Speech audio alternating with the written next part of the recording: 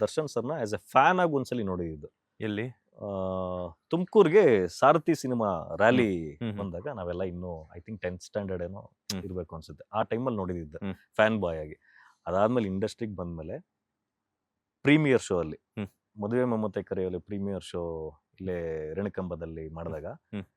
ನಾನು ಸೈಡಲ್ಲಿ ನಿಂತಿದ್ದೆ. ಫಸ್ಟ್ ಹೀರೋ ನಮ್ಮ ಸೂರಜ್ ಗೌಡ ಮಾಡಿದ್ದು. ಹ್ಮ್. ಅವರು ಮೈನ್ ಅಟ್ರಾಕ್ಷನ್ ಅಲ್ವಾ, ಅವ್ರು Okay. ನಿಂತಿದ್ರು, ನಾನು ಸೈಡಲ್ಲಿ ನಿಂತಿದ್ದೆ. ಅವ್ರು ಕಾರ್ ಇಳಿದು ಬಂದ ತಕ್ಷಣ ದರ ದರ ದರ ನನ್ನ ಕಡೆ ನೆಡ್ಕೊಂಬಂದ್ರು. ಹಾ. ನಾನು ಯಾಕೆ ನನ್ನ ಕಡೆ ಹಿಂಗೆ ನಡ್ಕೊಂಡ್ ಬರ್ತಿದ್ರಲ್ಲ ಅಂತ. ಹಾ. ಸರ್ ನೀವು ಲಿಟ್ರಲಿ ನಂಬಲ್ಲ, ಹೆಗ್ಲ ಮೇಲೆ ಕೈ ಹಾಕೊಂಡು ನಾನು ಮೀಸೆ ಹಿಂಗ್ ಬಿಟ್ಟಿದ್ದೆ ಅವಾಗ. ಹ್ಮ್. ಏಯ್ ನಿನ್ ಸೀರಿಯಲ್ ಎಲ್ಲ ಚೆನ್ನಾಗಿ ಮಾಡ್ತಿಕೊಳ ನೋಡಿದೀನಿ, ಹ್ಮ್. ನಗ್ತಾ ನಗ್ತಾ ಒಂಥರ ಸ್ಮೈಲಿಂಗ್ ಅಲ್ಲಿ ಡೈಲಾಗ್ ಹೇಳ್ತೀಯ ಚಿನ್ನ, ಹ್ಮ್. ಸಖತ್ ಖುಷಿ ಆಗುತ್ತೆ ಅಂತ ಹೇಳ್ಬಿಟ್ಟು ಕರ್ಕೊಂಡೋಗಿ ಅವ್ರ ಪಕ್ಕದಲ್ಲೇ ಕೂರಿಸ್ಕೊಂಡು ಇಡೀ ಸಿನಿಮಾ ನೋಡಿ ನಾನ್ ಮಾಡಿದ ಸೀನ್ಗಳನ್ನೆಲ್ಲ ಎಂಜಾಯ್ ಮಾಡಿ ಹ್ಮ್. ಅಲ್ಲಿಂದ ಅವ್ರ ಒಡನಾಟ ಸ್ಟಾರ್ಟ್ ಆಗಿದ್ದು ನನಗೆ. ಐ ಥಿಂಕ್ ಹ್ಮ್.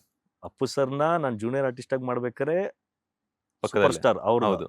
ಇನ್ನೊಬ್ರು super star cinema production house ಅಲ್ಲೇ ನಾನು ಕೆಲಸ ಮಾಡ್ತೀನಿ. ಹ್ಮ್. ಇದು ನಮ್ ಜರ್ನಿ ಹಿಂಗು ಹೋಗಿದ್ದು. ಹ್ಮ್. ಸೊ ಹಂಗಾಗಿ ನಮ್ಗೆ ತುಂಬಾ ದೊಡ್ಡ ಸಕ್ಸಸ್ ಬಂದ್ರು ತಲೆಗಿರಲ್ಲ. ಹ್ಮ್. ನಮಗೇನು ಕೆಲಸ ಇಲ್ಲದೆ ಇದ್ರು ನಾವು ಹಂಗೆ ಇರ್ತೀವಿ. ನಮ್ ವರ್ಕ್ ಮಾತಾಡ್ಬೇಕಷ್ಟೇ ಎಂಡ್ ಆಫ್ ದಿ ಡೇ.